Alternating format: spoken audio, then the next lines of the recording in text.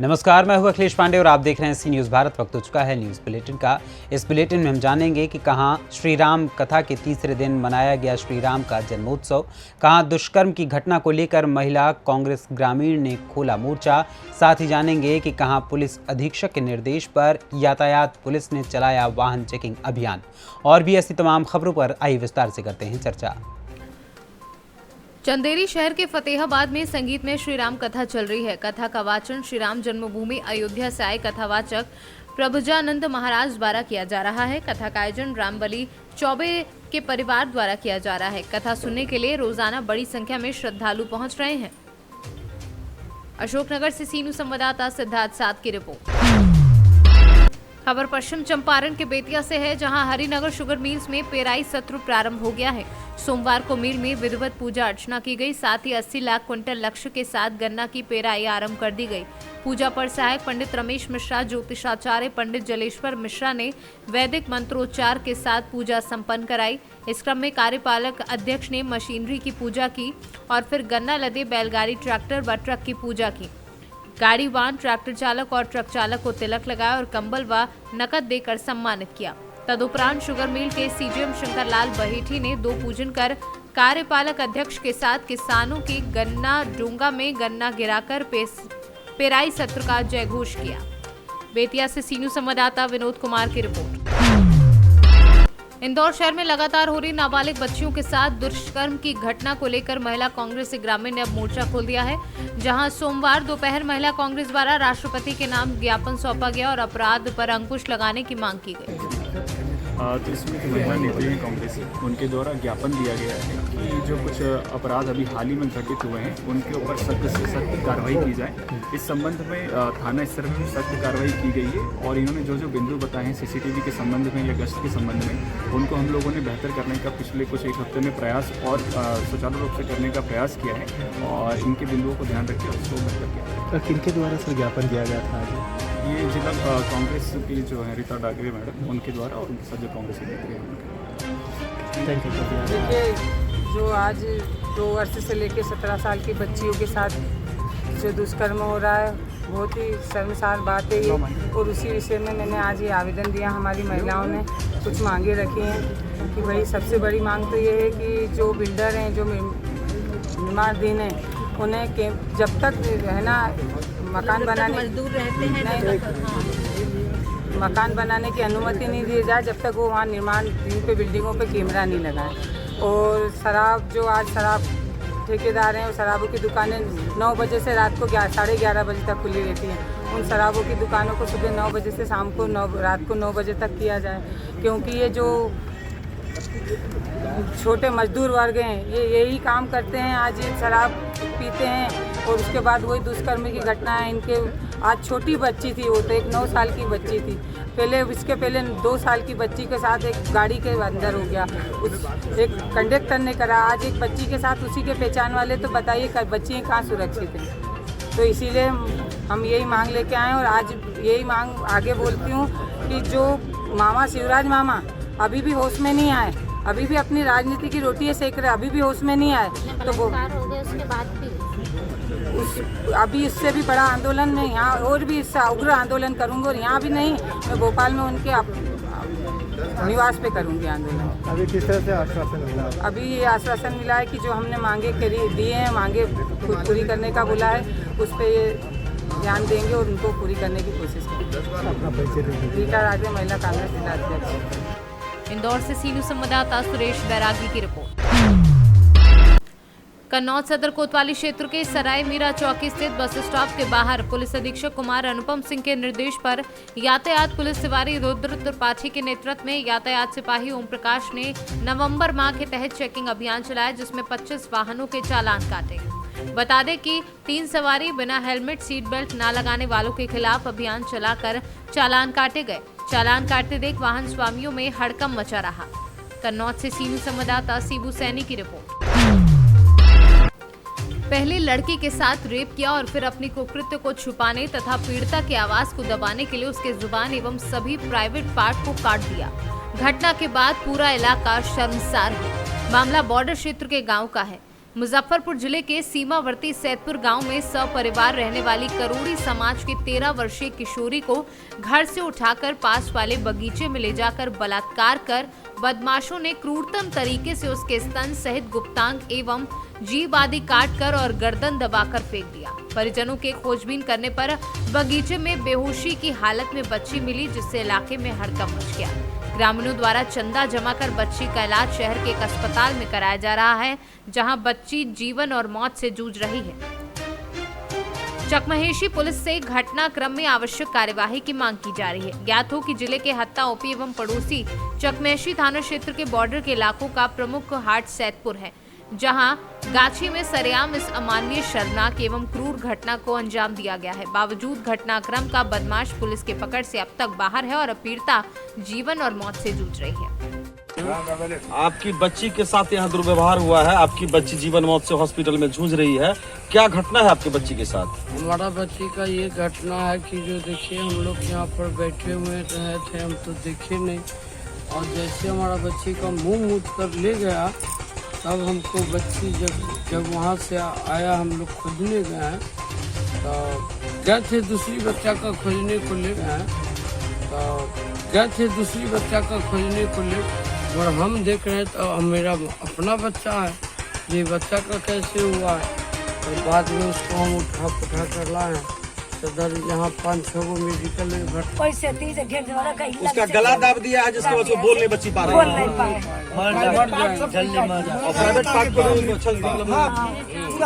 और स्तन का 3 परत मांस निकाल दिया है वो लोग। बाप रे, इतना क्रूर अमानवीय तरीके से किया है। प्राइवेट हर एक प्राइवेट पुलिस भी चेक कर लेकर गया है उसको, वहाँ से, लेकिन पुलिस एक्शन नहीं ले रही है। पुलिस ने आवेदन दीजिएगा तब आप। मुजफ्फरपुर से सी न्यूज संवाददाता दीपक कुमार तिवारी की रिपोर्ट। बुलंदशहर कोतवाली नगर क्षेत्र के हाइडल कॉलोनी पहुंचकर भारतीय किसान यूनियन के कार्यकर्ताओं द्वारा आज बिजली की समस्याओं को लेकर प्रदर्शन किया गया। किसान नेताओं ने जानकारी देते हुए क्या कुछ बताया, आइए आपको सुनवाते हैं। क्या नाम है आपका? मेरा नाम अशोक कुमार शर्मा है। आज जो आप यहाँ पे बिजली विभाग पे धरना प्रदर्शन कर रहे हैं, किस विषय में कर रहे हैं? आज भारतीय किसान यूनियन स्वराज के बैनर तले मेरे सभी गांव के, मोहनकुटी के, मेरे छोटे बड़े मजदूर, गरीब, मातृशक्ति सभी लोग मिलकर के जो हमारे मोहनकुटी के अंदर आए दिन तार टूटते रहते हैं, कई बार घटना भी घट चुकी हैं और खंभे नहीं लगे हुए हैं, कुछ घरों में बिजली उतर रही है जो कि एंगल लगा रखी है बिजली डिपार्टमेंट ने। यहाँ के जेई साहब, एसडीओ साहब सुनाई नहीं करते थे। आज एससी साहब से हम मिले हैं सारे लोग। कुछ हमारे यहाँ की महिलाएं हैं जो ये हमारा काशीराम आवास की, उनके कनेक्शन काट दिए गए थे, तो उनके सिलसिले में यहाँ मिले। उन्होंने आश्वासन दिया है कि तत्काल प्रभाव से 1 हफ्ते के अंदर सारा कार्य करा दिया जाएगा। पहले हमारी मोहनकुटी की लाइट शहर से जुड़ी हुई थी, अब नीमखेड़ा से जोड़ दी गई है, तो उसके हमें 4 घंटे 5 घंटे जो हमारे बच्चे सुबह शाम पढ़ते हैं उनका भविष्य खराब हो रहा है। और यहाँ के लोगों से कई बार हमने कह दिया पर कोई सुनने को तैयार नहीं था। आज मजबूर होकर के हमने सारे लोग, किसान यूनियन के लोग और सभी पदाधिकारी आज यहाँ इकट्ठे हुए हैं और ये मांग करिए 1 हफ्ता के अंदर अगर ये मांग पूरी नहीं करी तो ईंट से ईंट बजा देंगे और हीटर का ताला लगा दिया जाएगा। बुलंदशहर से सी न्यूज संवाददाता नितिन सिंह राजपूत की रिपोर्ट। थाना मऊ दरवाजा क्षेत्र अंतर्गत रात्रि चेकिंग के दौरान मोटरसाइकिल पर सवार एक संदिग्ध व्यक्ति को रोकने की कोशिश की गई, लेकिन वह नहीं रुका। वहीं वे पुलिस पर फायरिंग करने लगा और पुलिस द्वारा अपने बीच बचाव में भी फायरिंग की गई, जिससे अभियुक्त घायल हो गया। घटना के संबंध में अपडेट करेगा। ये आज करीब रात को 12:30 बजे थाना मऊ दरवाजा क्षेत्र के अंतर्गत चेकिंग की जा रही थी। उसी दौरान चेकिंग के दौरान एक मोटरसाइकिल सवार व्यक्ति जब उसे रोका गया तो रुका नहीं और पुलिस के ऊपर उसने फायरिंग स्टार्ट कर दी। आगे जाकर उसकी मोटरसाइकिल फिसल गई और पुनः जब उसको पुलिस ने रोकने की कोशिश की तो वो पुलिस के ऊपर दोबारा से फायरिंग करने लगा। पुलिस ने भी अपने बचाव में फायरिंग की, जिसमें कि जो व्यक्ति है उसके लेफ़्ट पाँव के अंदर गोली लगी है और उसको तुरंत से वहाँ पर लोहिया अस्पताल के अंदर फर्स्ट एड के लिए भेजा गया है। इस व्यक्ति की पहचान शिवा बिहार उर्फ कचड़ा, जो कि भोगांव मैनपुरी का रहने वाला है, के रूप में हुई है। और ये जनपद फतेहगढ़ से गैंगस्टर के अपराध के अंदर वांछित भी था और इस पर 25,000 का इनाम भी था। इसके अलावा इसकी क्रिमिनल हिस्ट्री है, इसके ऊपर करीब लूट, डकैती, चोरी, एक्साइज एक्ट और गैंगस्टर एक्ट के करीब 30 मुकदमे हैं और इसमें आगे भी वैधानिक कार्रवाई की जाएगी। जी सर। फर्रुखाबाद से सी न्यूज़ संवाददाता आर्यन राजपूत की रिपोर्ट। गुजरात बरोडा वाघोडिया विधानसभा कांग्रेस पार्टी ने 136 वाघोडिया सत्यजीत गायकवाड़ को टिकट मिलने से कांग्रेस कार्यकर्ताओं में आम जनता में उत्साह का माहौल। પરિવારના છે અને એમના પાયાના કાર્યકરથી કોર્પોરેટરથી લઈને સંસદ સુધીનો એમનો બહોળો અનુભવ છે અને વાઘોડિયા તાલુકાના રહેવાસી છે। વાઘોડિયા તાલુકામાં ભૂતકાળમાં સંસદ સભ્ય તરીકે એમણે ઘણા એવા સારો કામો કરેલા છે અને એમને પૂર્ણ વિશ્વાસ છે કે ધારાસભ્ય તરીકે પણ એમની કામગીરી સફળ રહેશે અને તાલુકાની જનતાને જે જીઆઈડીસીના પ્રશ્નો હોય, પાણીના હોય, ગટરના હોય, સિંચાઈના હોય એનો નિકાલ લાવવા માટે પ્રયત્નશીલ રહેશે। જે અમને સારામાં સારા શિક્ષિત ઉમેદવાર આપ્યા છે, જે પહેલાં પણ પૂર્વ સંસદ સભ્યમાં હતા અને એમને અમારે મોવડી મંડળે એમની ઉપર પસંદગી ઉતારી અને એમને મેન્ડેટ આપ્યું છે, તે બદલ સૌપ્રથમ તો અમે એઆઈસીસી અને દિલ્હીની મોવડી મંડળનો અમે આભાર માનીએ છીએ। અને બીજું કે આ વખતે જે લોકો વાઘોડિયા વિધાનસભાના જે મતદારો છે એમને મત વધારી દીધું છે અને એમને સત્તા પરિવર્તન કરવા માટે અમે ઝડપીશું એવું એ લોકોએ નિર્ણય કર્યો છે અને જે કંઈ સમસ્યાઓ છે એ તમામ, જો આ પાર્ટી આપણી કોંગ્રેસની પાર્ટી અમારી આવવાની જ છે એટલે તમામ સમસ્યાઓ દૂર થશે અને અમારા જે ગાયકવાડ સાહેબની પસંદગી ઉતારી છે અને લોકચાહના વધારે મેળવ્યા છે અને એ લગભગ 20,000 થી 22,000 મતોથી જંગી બહુમતીથી જીતશે એવી અમને સંપૂર્ણ આશા છે। અને અમારા જે કાર્યકરો જે નીચે જમીન ઉપર કામ કરે છે એ તમામ બહુ આનંદ ઉત્સાહમાં છે અને તમામ કાર્યકરો અમારા પાયાના કાર્યકરોથી પદાધિકારીઓ તમામ મહેનત કરી અને સાહેબને જંગી બહુમતીથી જીતાડશે એવી હું આશા રાખું છું અને તમામ કાર્યકરો 136 वाघोडिया विधानसभा मत विस्तार में मैं पहले 4 बार चुनाव लड़ चुका हूँ लोकसभा में और इस इलाके के मतदार भाई और बहनों ने हमेशा बहुत अच्छी तादाद में वोट दिए हैं और मैं हमेशा यहाँ से 20-25 हज़ार की लीड से आगे बढ़ा हूँ। मुझे विश्वास है जो मैंने काम किए सांसद होते और उसके बाद भी वो मेरे काम को देखते हुए मैंने ज़्यादा काम किया है पानी पीने के, पानी का स्कूलों में एक्स्ट्रा रूम्स बनाने का। तो मुझे विश्वास है यहाँ जैसे व्यारा में, मडेली में मैंने पानी की टांकियाँ दी, जैसे ग्राम्य के इलाके में चाहे सिंदरोड हो, कोटना हो, अमरापुरा हो, दाजूपुरा हो, नंदेसरी हो, काठा विस्तार में मैंने बहनों को तो 5-5 किलोमीटर नदी पे, महिसागर नदी पे पानी भरने जाती है, इस बहनों को मैंने हैंडपम्प दिए, 220 हैंडपम्प दिए। उतना ही नहीं लेकिन मैंने शिक्षण के लिए अच्छा कार्य किया है और अभी जो शंकर पैकेजिंग के वर्कर सारे प्लांट बंद करके घर बैठे हैं 68 दिन से, 68 डेज से, उन सारे वर्करों को मालिकों के साथ बैठ के समझौता करा के पुनः प्रस्तापित उनको नौकरियां मैंने दिलाई।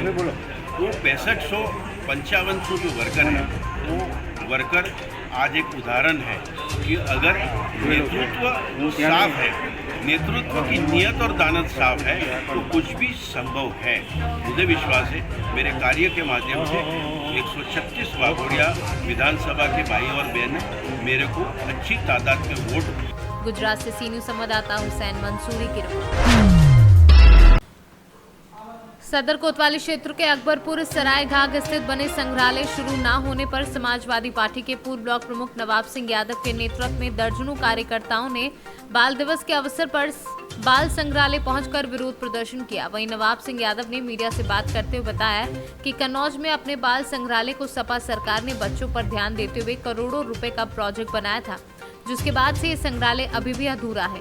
इसके अंदर से तमाम कीमती चीज है जो चुरा कर ले जाते हैं। बावजूद भी भाजपा सरकार इस संग्रहालय की ओर ध्यान नहीं दे रही है।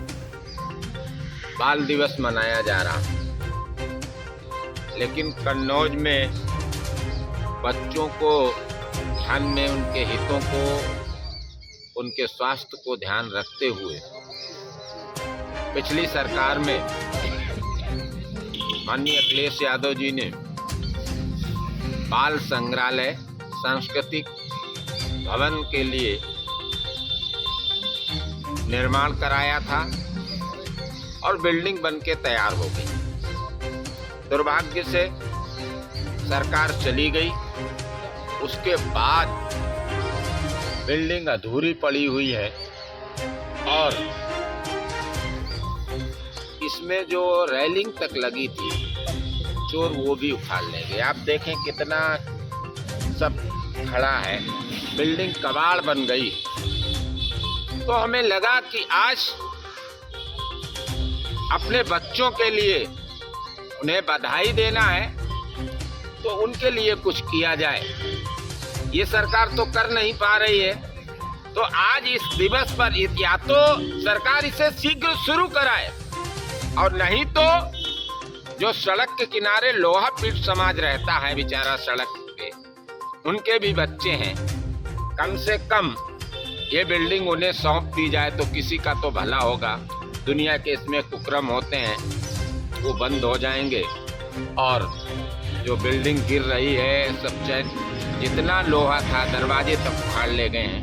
आज इसलिए हम धरने पे बैठे हैं, शायद ये सरकार जाग जाए और इस सांस्कृतिक बाल संग्रहालय को शुरू करा दे तो कन्नौज के बच्चों के खेलने के लिए, घूमने के लिए एक अच्छी जगह हो जाएगी। आज बाल दिवस के रूप में मैं बच्चों के लिए संघर्ष करने आया। तो क्या वजह है कि पर्यटक अधूरे पड़े हैं और सरकारों को शुरू नहीं करा पाती? सरकार धर्म और जाति के नाम पर वोट मांगती है। सरकार, उत्तर प्रदेश सरकार कार्य में विश्वास नहीं रखती है। यही नहीं, पैरा मेडिकल कैंसर अस्पताल, आप पुरातत्व विभाग, तमाम ऐसी बिल्डिंगें हैं। आपने देखा जो स्टेडियम था ये कहते आ गया, शुरू हो गया, स्टेडियम है, इन्हीं के कार्यकर्ता सारी मिट्टी खोद के खा गए। पहले ये कहते थे धरती माता की कोख खोद रहे हो, अब इन्हें कोख नहीं धरती माता को ही हजम खाए जा रहे हैं। इन्हें दिखाई नहीं पड़ता है 2 साल से जो स्टेडियम बनना था, स्टेडियम बनाना। कन्नौज से सीनू संवाददाता सीबू सैनी की रिपोर्ट। ललितपुर जन अधिकार पार्टी ललितपुर के प्रदेश उपाध्यक्ष वंदना मेहता सहित जिलाध्यक्ष शोभा राम सेन ने राष्ट्रपति को संबोधित ज्ञापन कर जिलाधिकारी को दिया। जातिगत मतगणना के साथ 9 सूत्री मांगों को लेकर ये ज्ञापन दिया गया है। क्या नाम है? जी, मैं वंदना मेहता कुशवाहा, जन अधिकार पार्टी महिला प्रकोष्ठ से मैं प्रदेश उपाध्यक्ष हूँ। जन अधिकार पार्टी जिसके राष्ट्रीय अध्यक्ष माननीय बाबू सिंह कुशवाहा जी हैं। हमारी पार्टी लगातार पहले तो 1.5 साल से लगातार कंटिन्यू हर सोमवार को 1 जून से लेकर 7 जून तक लगातार ज्ञापन देती चली आ रही थी। इसके बाद हमारे चुनाव 2022 का चुनाव, विधानसभा के चुनाव के उपरांत फिर हम लोगों ने ज्ञापन देना शुरू किया है, जो हम लोग कंटिन्यू देते रहेंगे। हमारी पार्टी की मांग है कि जातिगत जनगणना कराई जाए और हमारे जो बेरोजगार युवा साथी हैं उनके भी रोजगारी मुहैया कराया जाए। जो किसानों के लिए जो जानवर घूमते रहते हैं, किसानों की जो फसलें हैं वो भी पूरा नष्ट कर देते हैं, उनके लिए भी सरकार की तरफ से कोई भी व्यवस्था नहीं है। आज हमारे किसान बहुत बेहाल है, बहुत परेशान है। आज हमारे किसान जितनी भी फसल बोते हैं और वो अपनी फसल को सुरक्षित नहीं कर पाते हैं क्योंकि जानवर आके खा जाते हैं। किसान का ध्यान आकर्षित करने के लिए हम लोग कुछ 11 मांगे का सूत्री मांगे हैं, वो हम लोग जिलाधिकारी महोदय के माध्यम से वहाँ में हम राष्ट्रपति को हम लोग दे रहे हैं, लगातार दे रहे हैं। जो जब तक देते रहेंगे जब तक सरकार हमारी मांगों को पूरी नहीं करेगी। जैसा कि हम लोग देख रहे हैं कि वर्तमान में आप देखिए कितनी बेरोजगारी है और कितनी भ्रष्टाचारी है। प्रशासन भी हमारे लोगों की बातों को सुनने के लिए एकदम तुरंत कार्रवाई नहीं करता। इसके लिए भी हम लोग मांगे उठाते हैं, लोगों के बीच में जाते हैं और हमारी पार्टी लगातार ज्ञापन के माध्यम से सरकार को ध्यान आकर्षित कराने के लिए पूरा वचनबद्ध है। क्या कहा जिलाधिकारी महोदय ने? जी आश्वासन दिया है कि आपकी मांग को रखा जाएगा और हम लोग देते ही रहेंगे। ललितपुर से सीनू संवाददाता विकास सोनी की रिपोर्ट। फिलहाल के लिए इस न्यूज़ बुलेटिन में इतना ही। देश दुनिया की तमाम खबरों के लिए देखते रहें सी न्यूज़ भारत, और खबर आपके साथ, आपके हाथ।